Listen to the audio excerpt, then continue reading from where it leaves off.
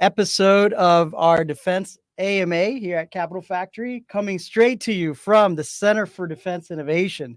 So, hey, I'm so happy that you guys are here on board today, right before the holidays. So, really appreciative of that. So, before we move on and we introduce our first guest for today, actually our only guest, I should say first, let's hear a few words from our CEO and founder, Josh Baer of Capital Factory. Capital Factory is the center of gravity for entrepreneurs in Texas. Thousands of entrepreneurs, programmers, and designers gather day and night, in person and online, for meetups, classes, and coworking.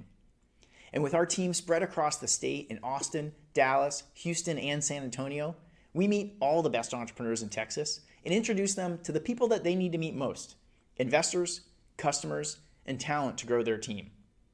We watch all of this happen so that we have this unique insight into the market and use that to invest in all the best companies through our Texas Fund. And we've been the most active early stage investor in Texas since 2010.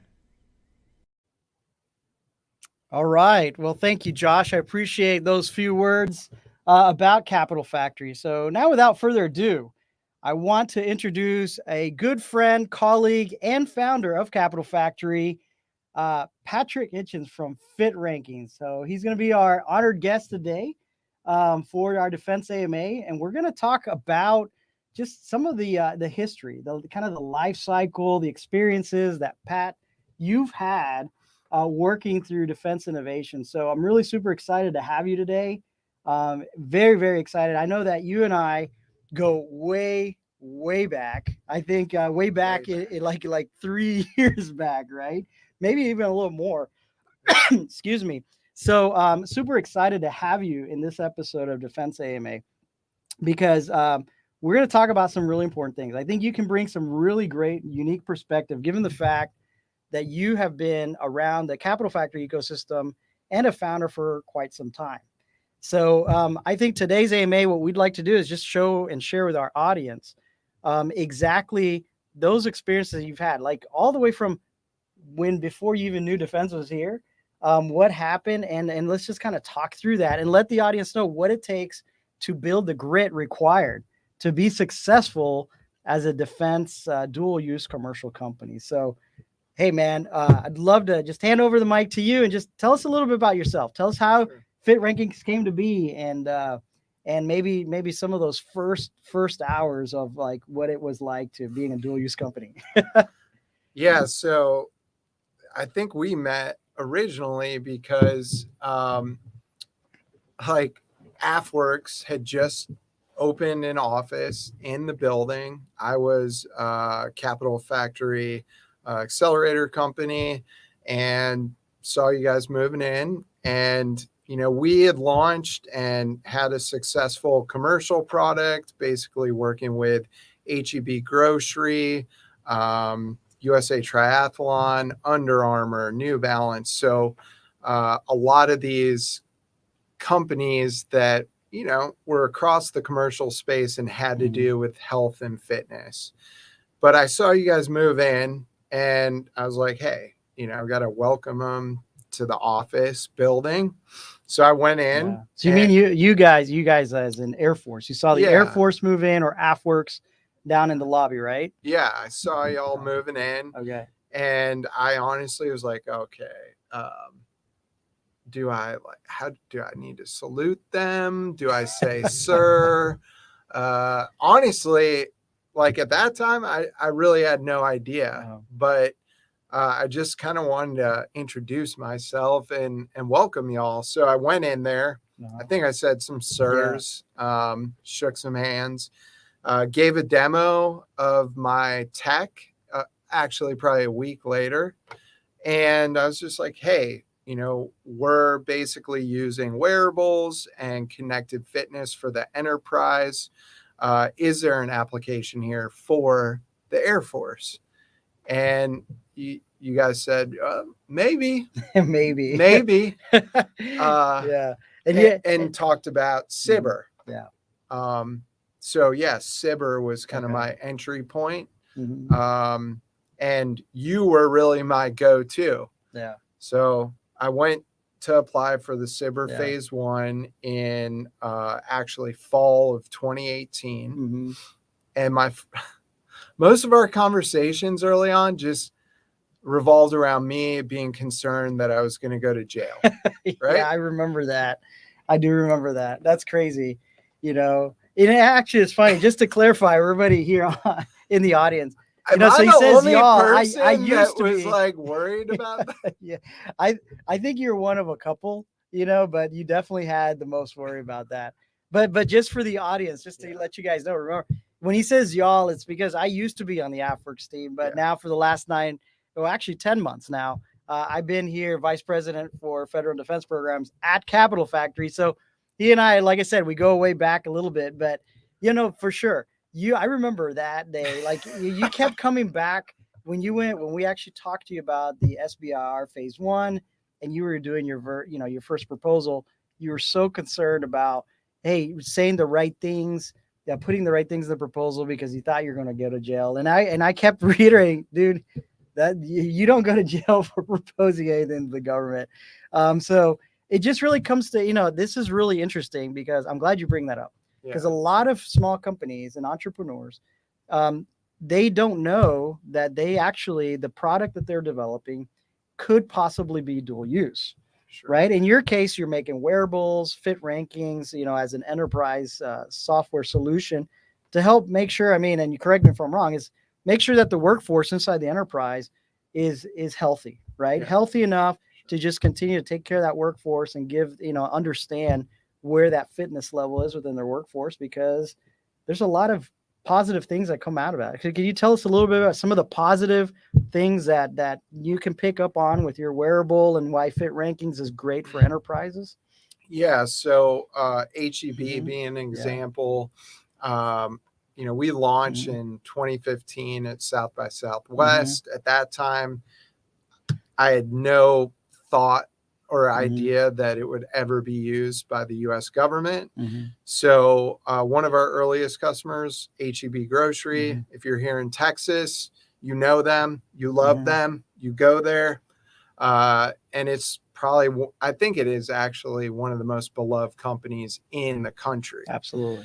So they approached us 2016. Hey, we have a large, diverse workforce, and we want them to engage with fitness and health. Can you help us?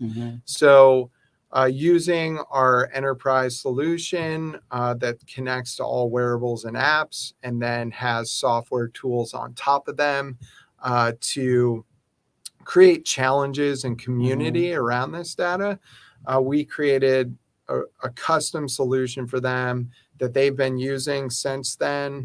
They're one of our oldest customers.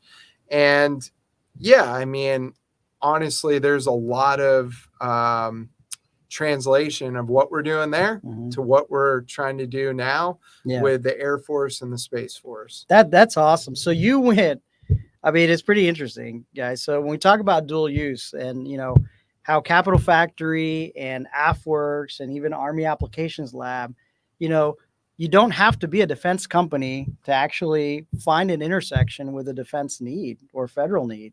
So you're great. Your use case is awesome because you started with a grocery store. Folks, you never think grocery store and Air Force or grocery store and Army, not something that you think about each and every day. So that's really cool. So how did, so obviously you went into the CIBER program, right? And then you kind of started to see that intersection. So how did you go and discover the intersection between what you were doing for HEB as a grocery store and that need that the Air Force was looking for? So tell us a little bit about that story, maybe as you grew into your phase 1 or as you moved forward towards your phase 2. Tell us a little bit, give us a little bit of that backstory. So throughout this conversation, I'm going to tell you how many times I failed in trying to work with the government. So I applied in 2018 for the phase 1, got rejected because we didn't have a DUNS code. And if any of y'all are out there thinking about doing some Yeah. with the government, go and get your DUNS code and the cage code. Mhm. You need your DUNS number and the cage code before you Mhm. do anything. So start that process today. Yeah. But we got rejected from the phase one, but we got the cage code, DUNS code, and we went after it again. Mhm. All right. And that's what this is about in many ways, is like grit and perseverance. Yes. So we got the phase one in March of 2019. All right. Mhm. But you learn quickly that there is no LinkedIn for the military. There's not. There's What not the- even. I don't even think they have the yellow pages or some kind of a Rolodex. I even. Right. Yeah. So you put this idea together for phase one. You're like, oh yeah, well, the military does this once a year fitness test, like that's basically a high school gym test with different flavors and sizes and shapes across the services. But wait, are we really going to use that to assess fitness and readiness year round? That's crazy. Yeah. So the problem is obvious in many ways. However, finding stakeholders, all right, which you're going to do in your phase one, that's the goal, is a pain in the ass. So yeah, that was another, we got rejected, we got accepted, but then the real journey began. Wow. Yeah. So do you want me to talk about that? So yeah, no, absolutely. Sure. So I mean that's really interesting. So hey folks, hey, part of this AMA, everybody's gonna have an opportunity to ask some questions because he has definitely gone through the gauntlet. So step one, make sure that if you want to do business with the government, you do the first steps, which costs you no money, just a little bit of time, probably a couple hours, is register in betasam.gov. Right. That's where you're going to get your registration. And then obviously, like you said, you're going to require just to register your business. And then you will be issued a DUNS number and a cage number, probably some other information that when you do your registrations, you obviously now will have the appropriate identification numbers really to get paid. And that's why a lot of people don't understand, why do you got to do the registration? Well, if you do happen to get a contract with the government, they're going to use those numbers to put you in the payment systems. And then that's how they're going to track you and make sure that you get paid when you invoice. Yeah. So very important. It's no. But the thing is, that is step one. I did not know that. He did not know that. And maybe I failed to kind of like really articulate that. That's a good selling point to get that. Yeah. So right now we have a lot of people in the ecosystem here at Capital Factory that can now help with that. And then I know AFWorks also has a lot of connections now with the SBA P-Tax and stuff that can also help our entrepreneurs with that. Cool. But then you also mentioned now, next step, you get there, you compete, you got the phase one, you're able to convince that.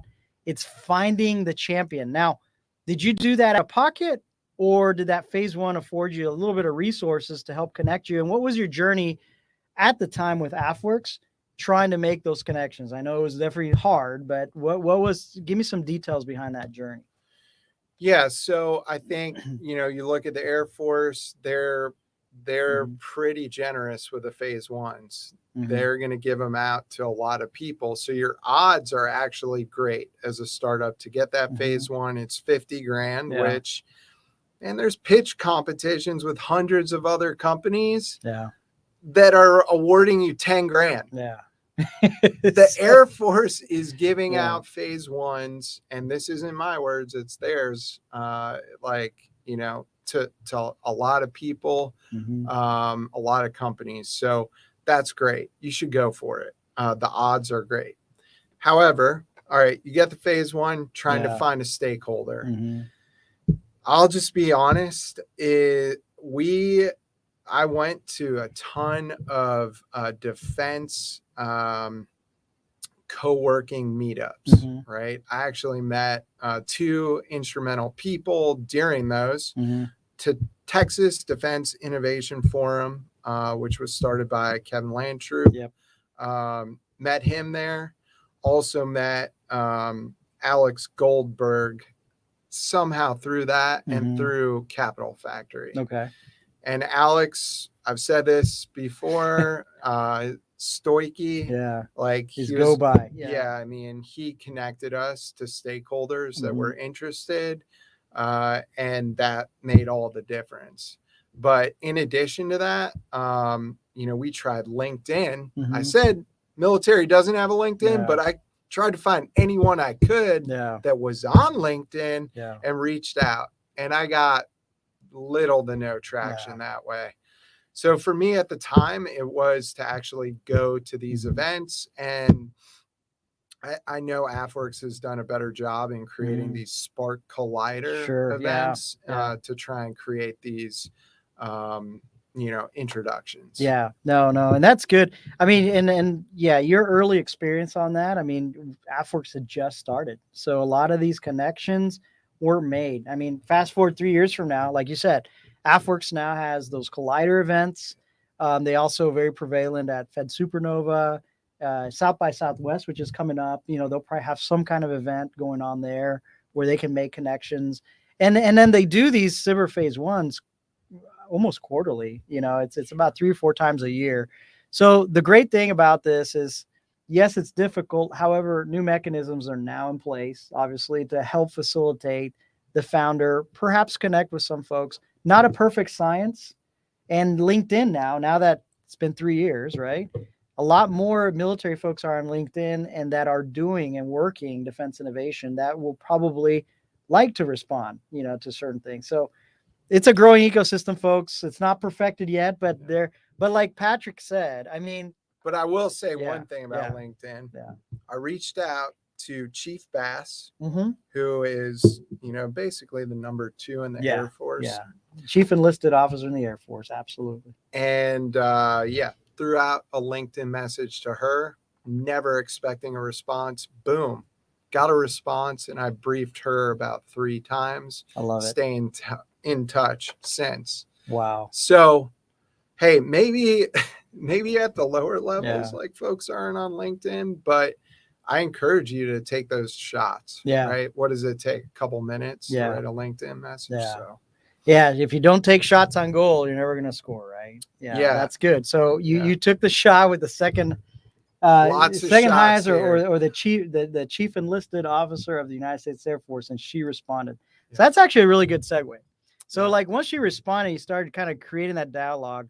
You're under that phase 1. You created a really great champion, and she understood how fit rankings could really intersect with what they were trying to do to advance the Air Force. So tell us a little bit about that journey now. I understand you have some phase 2s. Yeah. So after you kind of accomplished some of your champions, obviously Chief Bass probably signed a memorandum of understanding to say that she kind of was supportive of what you're trying to do, right? Tell us a little bit about that. Yeah. So I kind of jumped ahead there, but after the phase 1, March 2019, we got a phase 2. And that was just with the 149th and 136th Airlift Wing here in Texas. Okay. Phase 2 is like a game changer for a small company, $750K. Oh, awesome. And I think I don't know the mechanisms now, but I think it could be up to 1.5 mil still. I think it jumped up. Yes. So, I mean, the success rate on getting that is lower and lower because more people are applying, but it's way better than, in my opinion, taking money from a VC, right? It's non-dilutive funding. It allowed us to basically, we took that 750K and over a year and few month period, we took our commercial solution I described earlier with HEB, et cetera, and transitioned it for, DOD and Air Force use. So improved our security, did some different programming that was Air Force specific. And, that was great. But what it led to, we're now on a SBIR phase 3, which in many ways is like the promise land. Yeah, that's right. So you got a phase 3. So you got through the phase. Okay. But failure and defeat Yeah, is an ongoing theme absolutely. here. We did get a phase 2 rejected Oh, okay. in that time period. Sure. But continue. So no, that's really good because again, to show what it takes to have grit and perseverance as a dual use company, you don't give up because you're rejected once because you didn't have a done scope for phase 1, but you win again. You got at bat, you hit a grounder, got 50K, right? Now you're phase 2. Man, you hit a double now, That's a double. man, double, That's a double. 750K with the Texas Air National Guard to try and just help refine and focus your commercial product for defense use needs for the warfighter, which is really great. But then now we're leading to like that phase 3, like you said, that phase 3 is like hitting that home run, because at that point, now you're the phase 3, folks, is a way where you use the SBIR program to start to scale. Doesn't mean you're going to scale and you're going to hit, a gazillion dollars. A lot of people think that, but at least it's a step in the direction towards scale. And depending on what kind of solution you have, I mean, it could be in the millions of dollars. It could be in hundreds of thousands. It could be in the tens of millions of dollars, just depending what you're doing, and what it's going to take. But the phase 3 is a unique instrument. I'm learning that actually provides a bit of a moat to like competitiveness. Yes. So I'm actually trying to get more educated on that. But it has a lot of benefits. Well, no, I love that, because folks, to take a step back, and we'll throw a little education on this AMA, right? So when you do the SBIR program, once you get into the SBIR program, which is America's seed fund, you get the opportunity now to non-competitively continue, begin to scale your solution and product.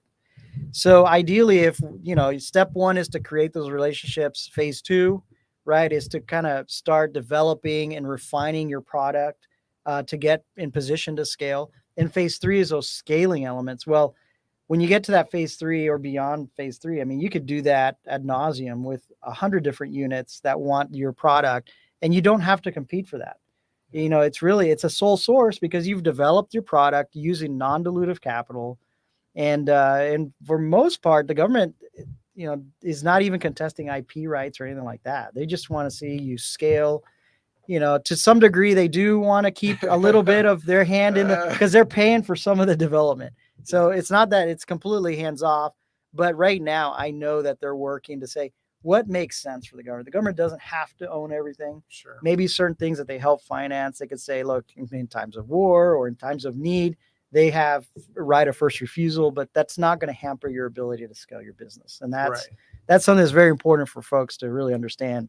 And we wrote in, if people are concerned about IP, we did write in restrictions, right? And that's where you can really kind of clarify what's yours or what's theirs. And we basically said everything was ours, and that wasn't an issue. Yeah, because the government a lot of times only looks for what they call government purpose rights. Yeah. Meaning, again, they're not going to use it to scale or to seed another company, to do things themselves. It's really kind of in times of national need and national security where they have the right in case. And the reason they do that, folks, is because if FIT rankings, God forbid, you go out of business after 20 years, they want to be able to continue to, use a product or keep the product alive if it's something that's important to their mission. Sure. So that's really all they're going to use it for. But you did right, obviously negotiate your rights up front when you're doing that contract agreement, especially in that phase. The earlier you do it, the better. Right. But always keep that in mind. But for the most part, the SBIR and the seed fund is there. If there are any kind of IP issues, it's really government purpose rights, and it's really situational dependent what kind of technology you're developing and what it's going to be used for. Yeah. But no, but that's really cool. I mean, so you got to the phase 3, man. Phase 3. Now you hit the home run. Tell us a little bit about now what's coming. I call it a triple. It's a triple, not the homer yet? Homer is, program of record. Okay. Maybe that's Graham's. That's true. That's true. Yeah. So with the phase 3, we actually started engaging in talks with the Space Force in January of 2021. Yeah. Our phase 2 had ended, but we were looking to continue doing work, right? And I think that's a problem that AFWorks is really trying to now deal with in their maturation process. Is like you have a lot of phase 2 now that are starting to die on the vine. So yeah, I'll be honest, we procured all the phase 3 connections, right? We had built connections with different people that were slightly related to our phase 2, but through our own grit. I'm going to say to everyone listening, nothing's going to be given to you. All right. Don't expect it. Like you're going to have to go out and take it. Well, isn't that the American way? It is. I mean, gosh, the Wright way. brothers, nobody gave them anything when they're building the plane, Gotta right? Take it. They took it, man. They took it all the way almost to France, and we almost lost it to the French, the military flyer back in the day. I did not know that. Yeah. So, I mean, that. It's like a lot of people don't know. It's a story I love to tell. But, for our American entrepreneurs, it's the same story, whether you were back then with the Wright brothers, where they're making the first airplane. Guys, just long story short, they had built the aircraft, they had flown the aircraft, they had come out on the newspaper, and nobody in the federal government really believed them, because their equivalent of them paying R&D to build an airplane was Samuel Langley, and they were bankrolling him with millions of dollars in their research institute to try and build a flying machine. So when they heard of a startup working in a little town in Ohio that built something, they were bicycle shop repairmen, right? They couldn't believe it. They couldn't believe it. So it was almost a year after they had flown in Kitty Hawk that they said, the French actually heard about it, and they said, hey, we're really interested in what new tech you're working on. And they invited them to Paris. So yeah, a lot of people don't know that it wasn't until, I'm not sure, I was confused if it was Orville or Wilbur, but one of them got on a steamship, packed up their airplane, put it on the ship, and they were actually sailing to France when the Army Signal Corps called and said, hey, wait a minute, I think you might have something because you're going to France. So why don't you come and show us? And that's really when the government started paying attention. So just a little bit of history there, folks. But it's, to your point, it's your grit. I mean, the Wright brothers have to have grit. You are exhibiting grit. And now you're showing some success by hitting a triple, right? Going with the Space Force contract. So where do you see this leading to now? I mean, despite, some of the wins and losses you've had along the way, it's been 3 years now. How do you see your next year playing out now when you're at this phase as a dual use company? Senator Reid, Macron did reach out to me, if you're listening. So I did get an invitation to Paris. Maybe we should. No, the phase 3, I think it's just another step, right? It's a triple. Yeah. It actually has a base year plus 4 option years. Okay. So like the groundwork is there, but we really need to deliver in this first year. Okay. And so, and then beyond that, like we're trying to scale this to, the big blue. Yeah. Air Force and then beyond. Yeah. But it's requiring a lot of policy change. Okay. So that's been in education, right? Like moving from this once a year fitness test that people already know intuitively is not a great way to assess fitness, to year round requires a lot of lawyers. Yeah. Apparently. Yeah. So, well, like any good change, right? You're going to see resistance, but people were resistant of the airplane, right? I go back to that, and now they're being resistant. Everybody gets used to it. We've done the PT test. I remember I've taken many PT tests over 21 years. Yeah. Passed all of them, right? Oh, yeah. Maybe with the exception of one. I think I was not feeling well on one. I had to go retake it, right. But yeah, it's changing. It's changing the way they do business as far as fitness assessments in the Air Force. And that is pretty remarkable. So what you're doing, hats off to you, is you have to have a lot of grit, and you're going to go through some more hits through the gauntlet as you kind of go and help change a culture into maybe the new generation of how we do fitness assessments to our warfighter, which is an important thing. We got to make sure we're at our best before we go out and defend our country or go save lives with natural disasters and everything like that. So human weapon system is the most important. That's I right. believe. That's right. So hats off to you because you're doing very important work. Well, my assistant here is telling me that we've got some possible questions on Slack. So, yeah, it looks like I've got something from Trent Blake, Patrick. So Trent Blake is asking, are dual use technologies of higher TRL typically prioritized on defense solicitations? And then another follow-up question is, are certain programs better for lower TRL technologies? All right. So I think that's actually a better question for you to answer. Yeah.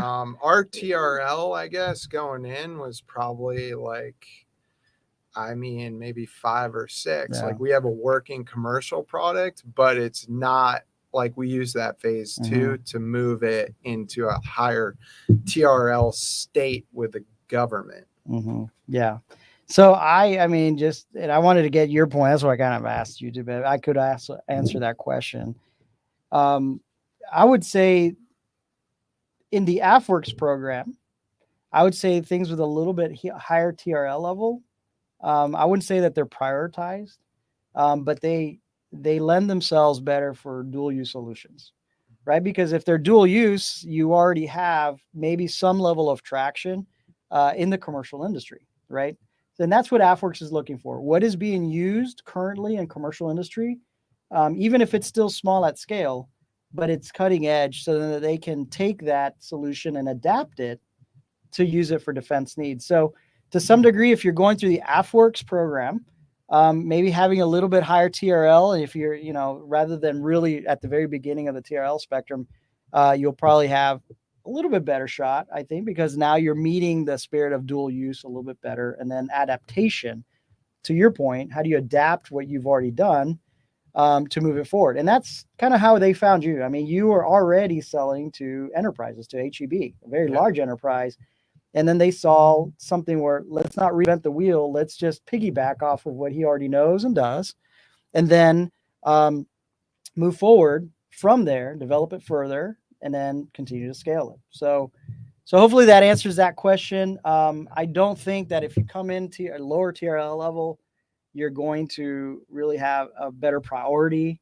I think there are other programs that we could probably help funnel you in if you are very, very early stage that might preclude SBIR, so those are kind of other agencies like DARPA and even some other Air Force research laboratories that are kind of, working tangentially and complementary to AFWorks could probably help in some of those instances. So those, I guess we need to take case by case if they're lower TRL level. So let me check real quick. I have another question from Dustin Huber. It says here, did Fit Rankings have trouble with IT security concerns? So tell us a little bit about that.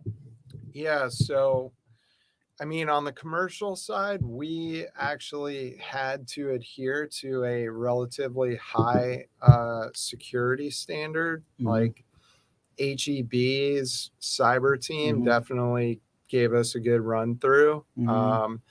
And because of that, we improved, right? In our phase 2, we dedicated probably 50% of those funds given to upgrading our cyber. And we used a third-party consultant to do that. Fidelis Risk Advisors, great company, owned by a Marine. Okay. And yeah, I mean, it was a great introduction to the DoD requirements, which is like NIST 800-171, but quickly moving to CMMC. Yeah. So. Okay. He also had a follow-on. He's like, who supported the authorization to operate, or what they call the ATO? Did you run into that, and who helped you with that? We did not run into that on our phase 2. We did meet with a cybersecurity person at the wing level. Okay. And so we just kind of thought we had the authority to operate, right? we didn't even know that was a question we had to ask at Okay. that time. Now moving forward in our phase 3, yes, we've had to Mhm. go through the ATO process, and it's just like anything else. No. Like you work through it. Yeah. So you technically haven't right now with the Space Force contract, you're not at the stage to launch yet or operate enterprise-wise with Space Force. Is that correct? We're in the process. In the of process. doing So that. the ATO is one of those, I guess, checklist items that you're going to have to do. Yes. And the wing is supporting you. Now, which wing is that currently? Well, no, with our phase 2, that was like the wing. We Okay. worked with a cyber person there, Mhm. and no ATO specifically was like built, Yeah. but that gave us Yeah. the authority to operate. Okay. With Space Force, it's like a more formal Okay. process. All right. So just make sure ATO as you scale. I'm telling you from experience, Space Force being a new force. Advice to you and anybody else on the call.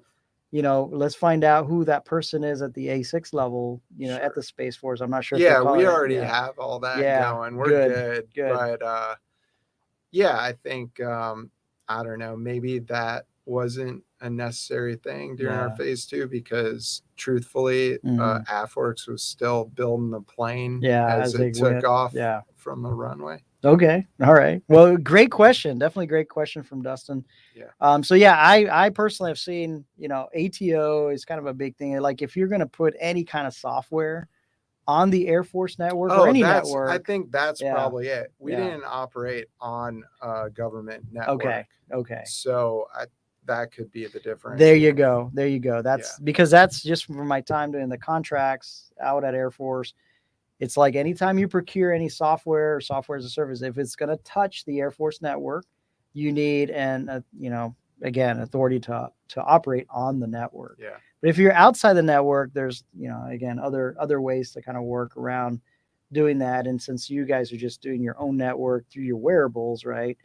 Through AWS. AWS. Okay. Right. All right. Awesome. So awesome. Well, I mean, it's pretty cool. I mean, now on your journey, so we don't have any questions at the moment right now from the audience. So what I just want to kind of ask is, kind of as you go forward, right? You kind of described a little bit of what your year is going to look like, and you got 4 option years. Now, just from a commercial perspective right now, how are you looking to plan out your resourcing and stuff as you scale commercially? Because obviously you're probably still selling commercially, and then also being able to take care of take care of the business as it also kind of creates this parallel capability for our defense partners. So tell us a little bit about it. Like how are you thinking through that? I mean, I think what's refreshing here in many ways is the defense need for what we're delivering is like we're starting on one hand with a fitness test that's assessed once per year. In many cases, pen and paper or pencil. Yeah. Like it's not too hard, like anything base. I guess what I'm saying is there's plenty of room for improvement. Yeah. So I think there's an openness on the government side actually to say, hey, what's actually being used on the commercial side successfully? We're not the experts here. Let's mirror that. Let's learn from that and use those wins and understanding on the commercial side to inform what we build for the government. Yeah. So I guess maybe this is towards the end of our discussion, but I think the biggest takeaway in my workings with the government is for all the frustration created by forms and notices that you might go to jail and be fined large sums of money. And oftentimes, just like rejections without real understanding. Yeah. At the end of the day, through all the BS, because it is BS. Yeah, it's not easy. Not easy for sure.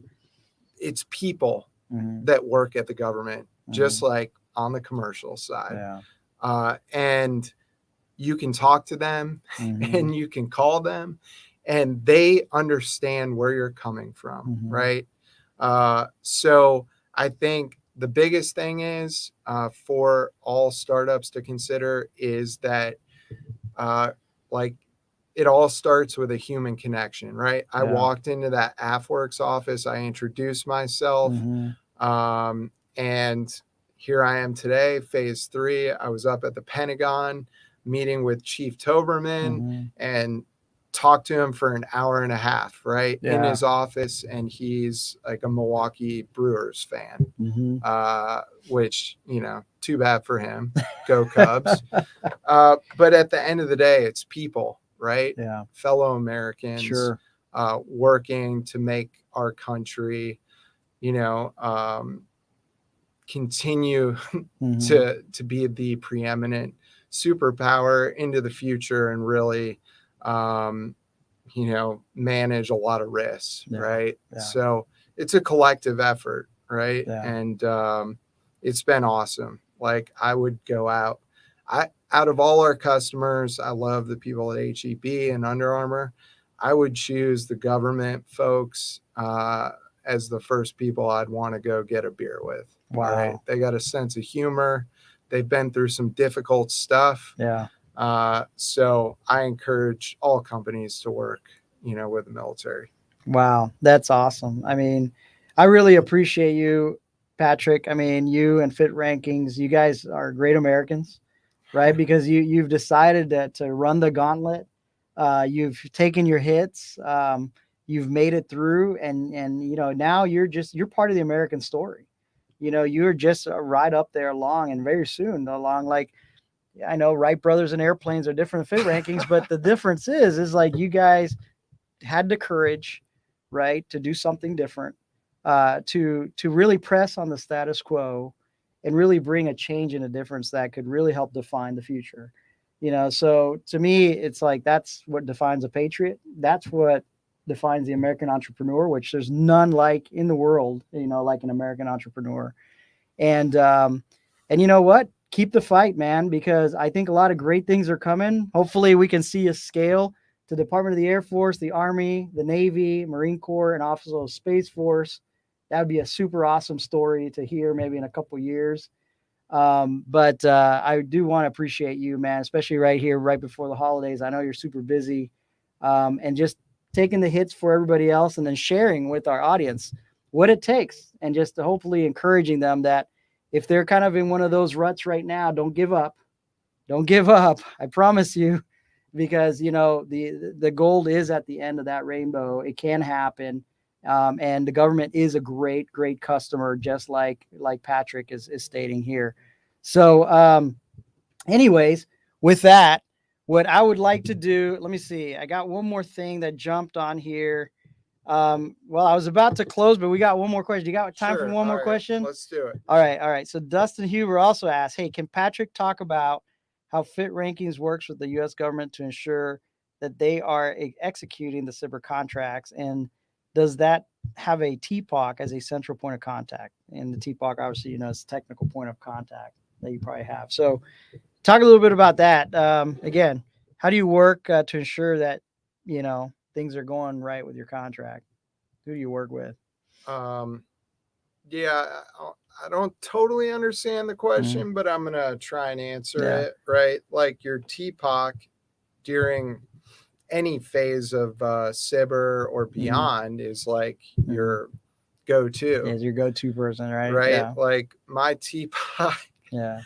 I'm like with the Space Force and our work there is like probably like one of the top people on my like iMessage, right? It just like auto populate. Yeah. I'm talking to them daily almost, Okay.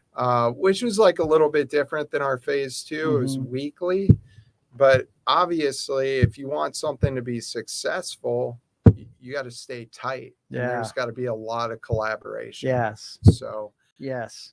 but enjoy it, right? Like go out to lunch with that person, get to know them. That's right. It's again about building the relationship. It's that humanness between parties, between what they're doing and you're doing. So there you have it, Dustin. Become best friends with the TPOC, and you know, and they can really help you along that journey. So that's really your point of contact as you move along your contract. So anyways, with that, I want to give you the last word. I know you know, if you want to pitch Fit Rankings for a second, let everybody know how they can connect with you in the future. And again, you know, microphone's yours, man. Whatever you got. I'm not on like Instagram or Facebook anymore. Seeing the social dilemma, just continue to see negative things, but I'm on LinkedIn. Okay. So you can reach out there, or, you know, if you're an enterprise or a prime listening that's kind of interested in the enterprise application, you can go to fitrankings.com and there's a button to reach out. Awesome. Well, hey, check fitrankings.com, everybody. And again, thank you, Patrick. You're a great American, always a patriot in my book. Thank you, sir. And hope to Colonel. see you around. All right. Well, almost retired Colonel. But you're not retired yet. Not almost. Okay. Yeah, I've got the paperwork going through. So you'll always be a colonel. So all right. Thank you. Awesome. On my way out now. But hey, thanks everyone. Appreciate you. Have a great holiday season and stay safe out there. Out here.